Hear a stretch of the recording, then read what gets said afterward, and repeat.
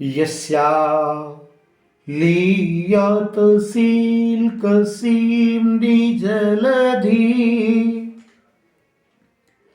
पृष्ठे जगन् मण्डलम् दृष्टाणां धरणी नखेदिति सुता धीसम्पदे रोदसी क्रोधे छत्रगणं सरेदसमुखं बाहो प्रलम्बासुरः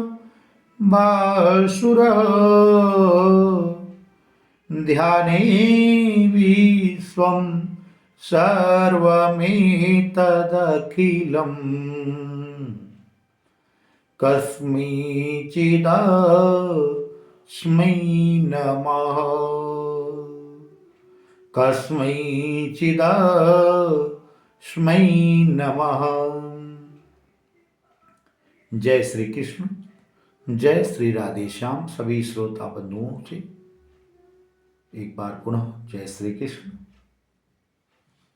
श्रीमद् भागवत महापुराण अंतर्गत महात्म्य की कथा के क्रम में पंचम अध्याय के प्रसंग में श्री गोकर्ण के द्वारा जब कथा का श्रवण करा दिया जाता है और विमान आया, और विमान केवल और केवल धुंधुली सुत के लिए आता है, और लोगों के लिए नहीं आया।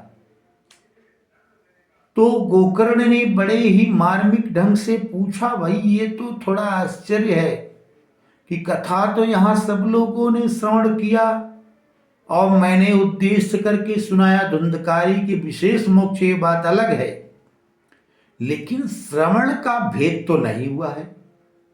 जैसे धुंधकारी ने भी श्रवण किया उस बांस के छिद्र में बैठ करके, वैसे यहाँ सब लोग भी कथा श्रवण करते थे। तो ये फल भेद क्यों हुआ? तो भगवान के जो दूत, वैष्णव दूत थे, उन्होंने कहा श्रवण भेदेन फल भेदा।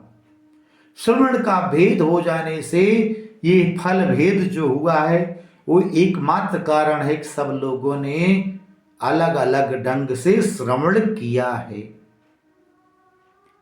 आगे उन्होंने कहा फल भेदास्ततो जातो भजनादपि मानदौ सप्तरात्र मुपोस्यैव प्रेतेन श्रवणं कृतं मननादि तथा तेन स्थिरचित्ते कृतं वृषम्। अच्छा, तो भैया कैसा फल भेद हो गया? तो पूरी तरह से स्पष्ट रूप से भगवान के दूतों ने कहा कि फल भेद तो इसीलिए हुआ है कि भजनादपि मानद। ऐसा हम लोग भी मानते हैं कि फल का भेद क्यों हुआ है। तो उन लोगों ने कहा सप्तरात्रिमुपोस्यैव प्रेतेन श्रवणं कृतं मननादि तदा तेन स्थिरचित्ते कृतं वृषम्। वृषम मुहुर्मुहु बारंबार उस धुंधकारी के द्वारा इस श्रीमद् भागवत के प्रत्येक प्रसंगों का श्रवण किया गया। उसके बाद पूरी रात मननादि का कार्य किया गया। मनन करता था कि जीव की दुर्गति होती है तो क्यों होती है, देह गेह की आसक्ति में फंसा जीव क्यों नष्ट हो जाता है। इस प्रकार का जो मनन किया यह कोई नहीं किया। क्यों? क्योंकि होता ही यही सब लोगों ने अपने अपने कार्यों में लग करके तब श्रवण किया। जो श्रवण समय मिल जाता था उस समय का सदुपयोग करने के लिए भागवत कथा का श्रवण किया, परंतु उस धुंधकारी ने तो अनवरत श्री भागवत महापुराण का श्रवण किया और उसका मनन करता रहा रात्रि भर। इसके बाद आदृढ़ं च हतं ज्ञानं प्रमादेन हतं श्रुतं संदिग्धो हि हतो मंत्रो व्यग्रचित्तो हतो जपः। भगवान के नित्य पार्षदों ने या वो जो दूत विमान लेकर आए थे उन्होंने कहा कि एक बात जान लीजिए, एक सूत्र है। कहें कैसा सूत्र है महाराज? कहें सूत्र ये है, आदृढ़ं च हतं ज्ञानम।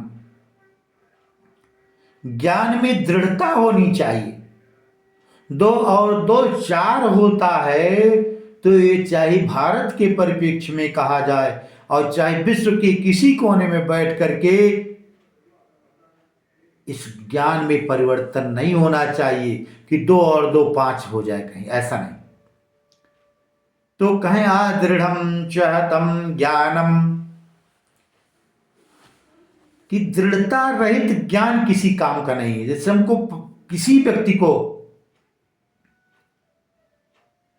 कि कोई ज्ञान हो, लेकिन अगर वह उसमें थोड़ा बहुत संशय कर जाए कि शायद हो सकता है ऐसा, ना, दृढ़ता के साथ ये होना चाहिए। कहाँ यही होगा, यही है आदृढ़ं च हतं ज्ञानम।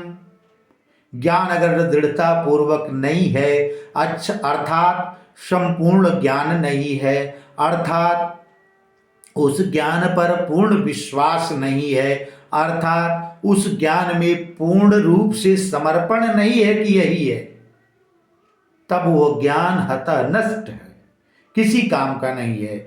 दूसरे उन्होंने कहा प्रवाद स्थिर चित्तेन कृतं भृशं आदृढ़ं च हतं ज्ञानं प्रमादे न हतं श्रुतं। कोई बात अगर हम श्रवण कर रहे हैं तो अगर उसके बीच में अगर हमको प्रमाद आ जाए, आलस्य आ जाए और प्रमाद ये आ जाए, चलो यही रोज की बातें हैं, क्या समझ में आएगा?